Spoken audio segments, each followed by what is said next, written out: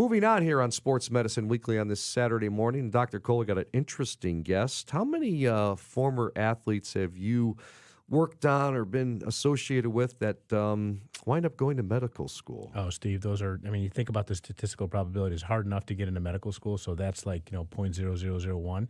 And then take a professional athlete and you multiply the two for them both to happen. You might as well buy a lottery ticket.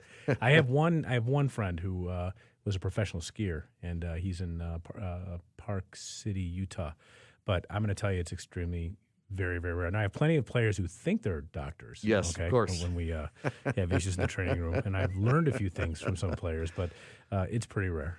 Well, let's bring on Emmett Cleary. And Emmett grew up in Arlington Heights, St. Viator High School, played football there, also played at Boston College, and then he played for seven NFL teams, including the New York Giants, Dallas Cowboys, Detroit Lions, over a 5-year NFL career. He's now a second-year medical student at the Keck School of Medicine at the University of Southern California. He's at USC. Emmett, how are you?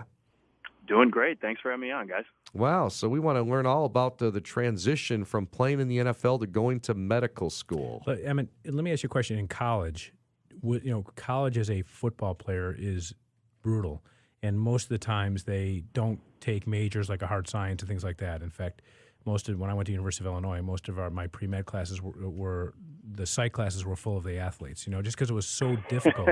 It's such a difficult, just for me, I had very few distractions sport-wise, and I could do it on my own. You were a biology major, right? Yeah. How, just with all the travel and all the commitment, what did you do to get the grades you needed? And obviously then you had to take MCATs. Did you take MCATs after the NFL, or did you take it before? I took it after my senior year of college. Okay, so you stayed on course and then you went to the NFL. Yes. What is the secret? If I have a lot of students who come through, do years of research, try to get into medical school, keeping the grade point up is brutal when you don't have football. You add football into the equation. I honestly can't even imagine. What's your secret? Part of it, had to cut some corners at some points in the fall. Sure. You're working 60 and 70-hour weeks, so you're just not going to have the time to be in the book as much as a lot of your classmates. You obviously had to make up some labs in the spring. That's I would load my schedule in the back end during spring ball. But it showed. My GPA was not, commensurate with how I did on standardized tests, and it really just the time is what takes it out of you. Did you have this game plan laid out that, hey, I'm going to keep playing football after college, but I'm going to sort of get to the point where I could apply to medical school with the MCAT and everything else? Yeah, honestly, I've wanted to be a doctor since probably before I was playing ball. Way back when, always thought that this was the big picture goal, and football happened for me after that. I got good and realized I might have a chance at it. So went in as a biology major, did well enough to have a chance, and then football was kind of tough to turn down. So I played for 5 years, and then always had this in the back of my head though.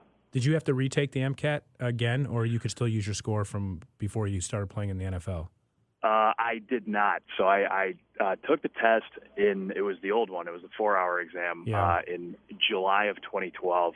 And then actually applied during the 14-15 application cycle.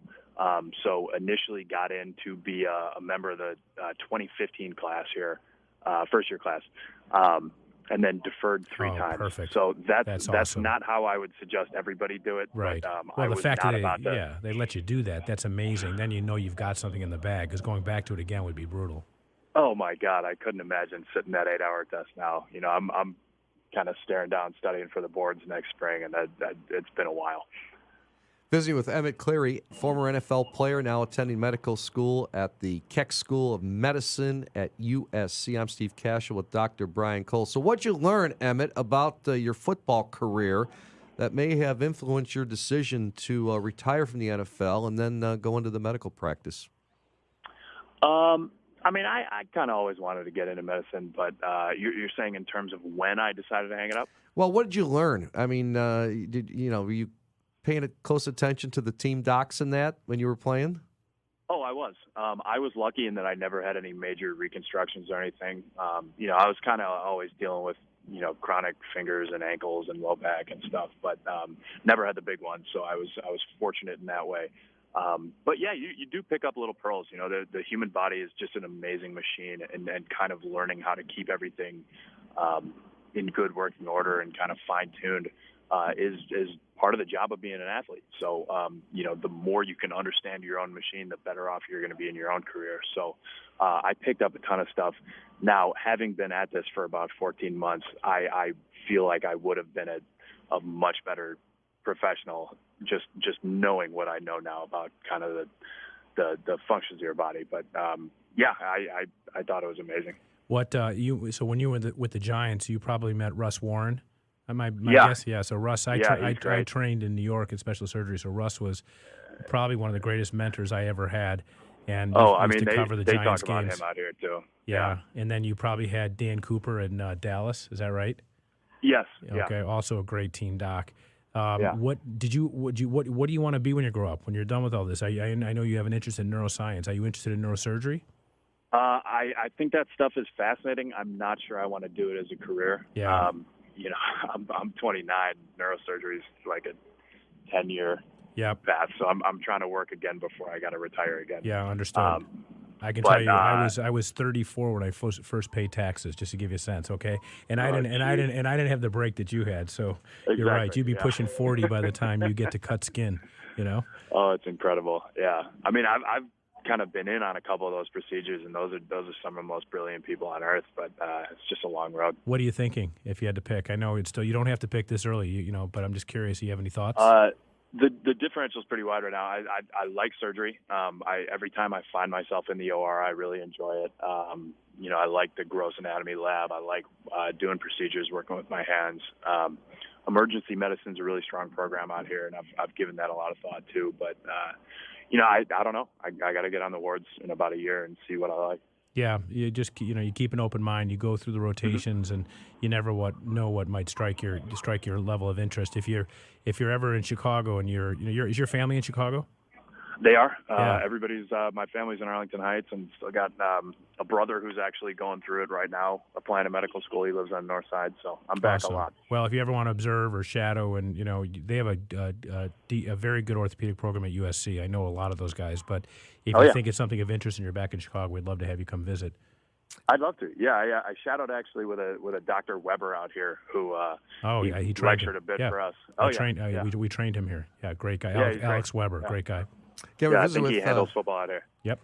Visiting with Emmett Cleary. Emmett, former NFL player, now attending medical school at Keck in Southern Cal. Emmett, I know what the parents want to ask you. Any regrets about playing football? Numbers are down across the board. I was visiting with someone who yesterday, a neighbor who said, boy, you know what, our freshman class in high school, 23 players. What advice do you have for the kids, the parents out there worried about CTE and getting injured, the concussions, the head injuries, from what you've learned in your playing career?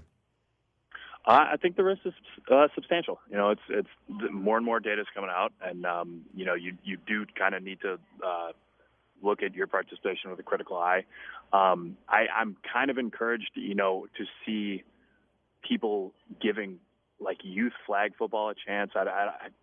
Having played at a high level, I don't think much is gained from playing full tackle football in second grade. There's not a whole lot of guys that like. The difference between making it in the NFL is, whether you started in kindergarten versus first grade. So I am a little encouraged by the fact that kids aren't getting their heads hit as often as very young players. That being said, football is one of the best things that ever happened to me. So, as you need to be aware of any kind of chronic health risk, you take the information for what it is and make your own decisions with the best information you have. But great experience for me. By the way, Emmett, our guest, is going to be on the panel for our Chicago Sports Summit happening October 2nd from 8 a.m. till noon at the Hyatt Regency Chicago. He'll be on the panel of Should College Athletes Be Paid? I'm going to be one of the moderators, and Dr. Cole I know is going to be you moderator too, Doc? I'll moderate. I'm going to actually be on the panel for Oh, wow. sports science, I think. Okay. It's a really good event this year. We have 4 amazing panels, and we all look forward to meeting you in person, and we appreciate you taking the time, especially being in medical school. I think a lot of our panelists are extremely busy, and there's lots of challenge for them to come do it, but I'm going to say that you probably will have the biggest challenge leaving in the midst of a semester, so I really appreciate you coming to do this. Absolutely. I'm really looking forward to it. And tickets can be purchased at chicagosportssummit.com. Again, October 2nd, folks. It is outstanding. I've been to the last couple of them and have helped MC and moderate last year's. Be on the panel again this year, helping moderate. But again, October 2nd, 8 a.m. till noon at Hyatt Regency Chicago, something you don't want to miss. Some big names there, and we're going to have a lot of fun. Thanks so much, Emmett, for joining us here on Sports Medicine Weekly. Steve, Dr. Cole, appreciate it. All right, Emmett Cleary. Let's take a break. When we come back, Doc Cole and I with our staple of the show, our Ask the Doctor segment. You're listening to Sports Medicine Weekly, only on 670, The Score.